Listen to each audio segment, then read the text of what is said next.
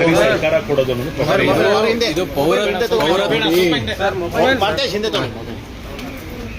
Election ಕಮಿಷನ್ನವರು ಈ SIR ಮಾಡೋದಕ್ಕೆ ಸುಮಾರು 13 ವಿವಿಧವಾದಂಥ ಪ್ಯಾರಾಮೀಟರ್ಸ್,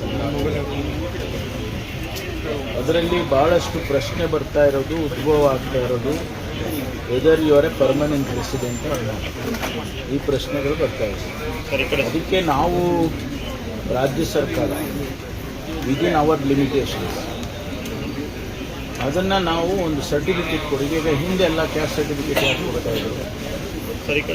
ಹಿಂದೆ ಎಲ್ಲ ಈಗ ನಾವೆಲ್ಲ ಶಾಲೆಯಲ್ಲಿ ಓದುವಾಗ ನಮಗೆ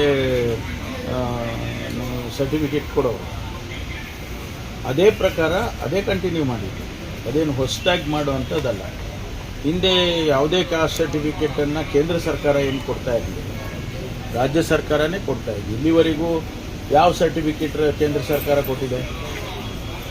ಕ್ಯಾಸ್ಟ್ ಸರ್ಟಿಫಿಕೇಟ್ ಕೊಟ್ಟಿದ್ದಾಗಲಿ ಮತ್ತೇನು ರೆಸಿಡೆನ್ಸಿ ಸರ್ಟಿಫಿಕೇಟ್ನ ನಾವು ಈಗ ಲೆಜಿಟಿಮೇಟ್ ಆಗಿ ಅವರಿಗೆ ವೆರಿಫೈ ಮಾಡಿಕೊಂಡು, ಅವ್ರಿಗೆ ಆಧಾರ್ ಕಾರ್ಡ್ ಇದೆ ಅಥವಾ ಇನ್ನೊಂದು ಕಾರ್ಡ್ ಇದೆ, ಅದನ್ನೆಲ್ಲ ವೆರಿಫೈ ಮಾಡಿ ಅವರಿಗೊಂದು ಪರ್ಮನೆಂಟಾಗಿ ರೆಸಿಡೆನ್ಸಲ್ಲಿ ಇವರಿದ್ದಾರೆ ಅಂತ ಹೇಳಿ ಕೊಡ್ತೇವೆ. ಅದರಲ್ಲಿ ಏನು ತಪ್ಪಿದೆ?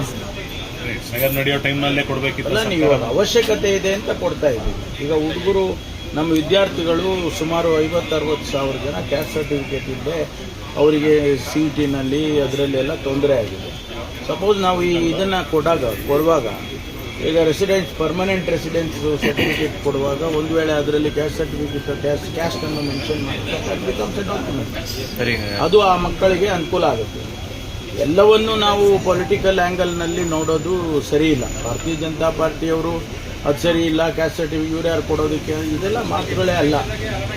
As A government we also have A responsibility. Sir, ಈಗ ಅವರ ಆರೋಪ ಏನು ಅಂದ್ರೆ ನೀವು ಬೇಕಾಬಿಟ್ಟಿಯಾಗಿ ಕೊಡ್ತಾ ಇದ್ದೀರಾ, ಬಾಂಗ್ಲಾದೇಶಿಗರಿಗೆ ಕೊಟ್ಬಿಡ್ತಿದ್ದೀರಾ, ಅವ್ರ SIR ಇನ್ಕ್ಲೂಡ್ ಆಗ್ತಾ ಇದ್ದಾರೆ, ಈ ತರ ಆರೋಪ ಮಾಡಿ ಹೋಮ್ ಮಿನಿಸ್ಟ್ರಿ ಇಂಟರ್ವೆನ್ಸ್ ಕೇಳ್ತಾ ಇದ್ದಾರೆ. ಸರ್, ಬಾಂಗ್ಲಾದೇಶದ ಪ್ರಶ್ನೆನೇ ಬರೋದಿಲ್ಲ, ಇದು ನ್ಯಾಷನಲ್ ಇಶ್ಯೂ. ನಾವು ಬಾಂಗ್ಲಾದೇಶದವರಿಗೆ ಸಿಟಿಸನ್ಶಿಪ್ ಕೊಡೋಕ್ಕಾಗಲ್ಲ, ರಾಜ್ಯ ಸರ್ಕಾರ ಕೊಡಕ್ಕೆ ಬರೋದಿಲ್ಲ. ಒಂದು ವೇಳೆ ಆ ರೀತಿ ಇದ್ದು ಬಾಂಗ್ಲಾದೇಶದವ್ರು ಯಾರಾದರೂ ನಮ್ಮ ದೇಶದವ್ರನ್ನ ಮದುವೆ ಆದರೆ ಅದಕ್ಕೊಂದು ಪ್ರೊವಿಷನ್ ಇದೆ, ಅದಕ್ಕೆ ಇಲ್ಲಿ ರಾಜ್ಯ ಸರ್ಕಾರದಿಂದ ರೆಕಮೆಂಡೇಶನ್ ಹೋಗುತ್ತೆ, ಅಲ್ಲಿ ಬರೀತಾರೆ. ಅದು ಬಿಟ್ಟು ನಾವು ಯಾರು ಕೂಡ ಬಾಂಗ್ಲಾದೇಶದವ್ರಿಗಾಗಲಿ ಅಥವಾ ಯಾವುದೇ ದೇಶದವರಿಗೆ ನಾವು ಸಿಟಿಸನ್ಶಿಪ್ ಕೊಡಕ್ಕೆ ಬರೋದಿಲ್ಲ, ನಾವು ಕೊಡೋದು ಇಲ್ಲ. ಆದರೆ ನಮ್ಮಲ್ಲಿರ್ತಕ್ಕಂಥ ರೆಸಿಡೆನ್ಸಸ್ಗೆ ಆ ರೆಸಿಡೆನ್ಷಿಯಲ್ ಸರ್ಟಿಫಿಕೇಟನ್ನು ಕೊಡೋದಕ್ಕೆ ನಮ್ಗೆ ಯಾವ ತಕರಾರು ಇಲ್ಲ. ಸರ್, ಈಗ ಭಾನುವಾರ ಕೂಡ ಸಬ್ ರಿಜಿಸ್ಟ್ರಾರ್ ವರ್ಕ್ ಮಾಡ್ಲಿಕ್ಕೆ ಆದೇಶ ಮಾಡಿದ್ರು, ಏನು ಇಂಟೆನ್ಷನ್? ಅಲ್ಲ, ನಮಗೆ ಈಗ ಬೇಗ ಸ್ವಲ್ಪ ಈಗ 2 ದಿನ ರಜಾ ಬಂತಲ್ಲ, ಶನಿವಾರ ಭಾನುವಾರ, ಅದು ಸ್ವಲ್ಪ ಮೇಕ್ ಗುಡ್ ಮಾಡಬೇಕು ಅಂತ ಅದನ್ನು ನಾವು ಮುಂದಿನ ದಿನಗಳಲ್ಲಿ ಕಾಂಪನ್ಸೇಟ್ ಮಾಡ್ತೀವಿ. ಅದೇನು ಅವ್ರಿಗೆ ಲಾಸ್ ಆಗೋದಿಲ್ಲ, ಅದಕ್ಕೆ ಒಂದು ದಿವಸ ಅದನ್ನು ಮಾಡಿದ್ದೇವೆ. ಈಗ ಪಾವತಿ ಆಗ್ಬೋದು, ಹಕ್ಕುಪತ್ರಗಳಾಗ್ಬೋದು, ಇವೆಲ್ಲ ಸ್ವಲ್ಪ ಫಾಸ್ಟ್ ಫಾರ್ವರ್ಡ್ ಆಗಿ ಬರೀ ಎಷ್ಟು ದಿವಸ ಅದನ್ನೇ ಮಾಡ್ಕೊತ ಕೂತ್ಕೊಳ್ಳೋದು. ಆಮೇಲೆ ಈಗ SIR ಬೇರೆ ಇದೆ, ಆಮೇಲೆ ಸೆನ್ಸಸ್ ಬೇರೆ ಬರುತ್ತೆ, ಸುಮಾರು ಕೆಲಸಗಳು ಅವರಿಗೆ ಜವಾಬ್ದಾರಿ ಹಾಕಿದ್ದಾರೆ, ಅದಕ್ಕೆ ಮಾಡಿದ್ದೀವಿ. ಇಲ್ಲ ಕಂಟಿನ್ಯೂ ಇಲ್ಲ, ಒನ್ ಆಫ್ ಅಷ್ಟೇ, ಆ ಥರ ಏನಿಲ್ಲ. ಸರಿ, ವಿಸ್ತರಣೆ ಯಾವಾಗ ಅನ್ನೋದು ಪ್ರಶ್ನೆ. ಅದೇ ನಮ್ಮ ಹೈಕಮಾಂಡ್ನವರು ಯಾವಾಗ ಅನುಮತಿ ಕೊಡ್ತಾರೋ ಅಥವಾ ಲಿಸ್ಟನ್ನು ಕ್ಲಿಯರ್ ಮಾಡ್ತಾರೋ ಅವಾಗ ಆಗುತ್ತೆ. ಸರ್, ಈಗ ನಿನ್ನೆ ಸಭೆಯಲ್ಲಿ ಸರ್ ಎಲ್ಲ ಸರಳ ದಸರಾ ಆಚರಣೆ ಮಾಡಬೇಕು ಅನ್ನುವಂಥ ಒತ್ತಾಯ ಹೇಳಿದ್ರೆ, ತಾವು ವಿಜೃಂಭಣೆಯಿಂದನೇ ಮಾಡೋಣ, ಯಾಕಂದರೆ ನಾಡಹಬ್ಬ ಅಂತೇಳಿ ಒಂದು ಸಜೆಷನ್ ಕೊಟ್ಟಿದ್ದೀರಿ ಅಂತ. ನೋಡಿ, ನಮ್ಮ ಸಂಸ್ಕೃತಿ, ನಮ್ಮ ಪರಂಪರೆ, ನಮ್ಮ ಸಾಹಿತ್ಯ, ನಮ್ಮ ಕಲೆ ಇವೆಲ್ಲ ಜನಗಳಿಗೆ ಹೋಗಬೇಕಲ್ವ.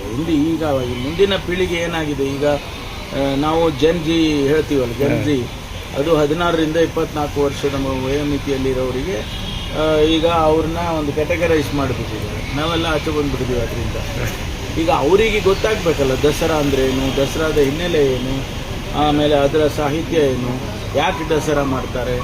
It is A victory over evil. ಅದು ಒಂದು ಸಂದೇಶ ಹೋಗುತ್ತೆ, ಒಂದು ಮೆಸೇಜ್ ಇದೆ, ಒಂದು ಐಡಿಯಾಲಜಿಕಲ್ ಮೆಸೇಜ್ ಇದೆ ಅದರಲ್ಲಿ. ಅದಕ್ಕೆ ದಸರಾ ಮಾಡ್ತೇವೆ. ಅಲ್ಲಿ 9 ದಿವಸ ಆ ದುರ್ಗೆಗಳನ್ನು ಪೂಜೆ ಮಾಡಿ, ನಮ್ಮ ಹಿಂದೂ ಸಂಸ್ಕೃತಿಯಲ್ಲಿ ಅದು ಒಂದು ಆಚರಣೆ.